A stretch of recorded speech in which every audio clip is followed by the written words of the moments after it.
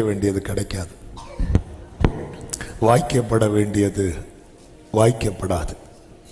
சிறையிருப்பில் இருக்கிறது வரைக்கும்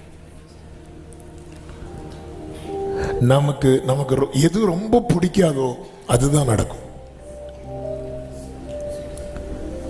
சிறையிருப்புனாலே அடைக்கப்பட்ட நிலை,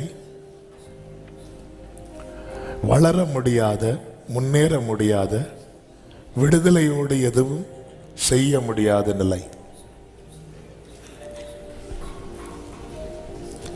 இங்கே சொல்லப்பட்டிருக்கிறது, உன் தேவனாகிய கர்த்தர் உன் சிறையிருப்பை திருப்பி உனக்கு இறங்கி உன்னை திரும்ப சேர்த்துக் கொள்வார். எந்த சிறையிருப்பையும் யாரால திருப்ப முடியும் அப்படின்னா நம் தேவனாகிய கர்த்தரால் திருப்ப முடியும்.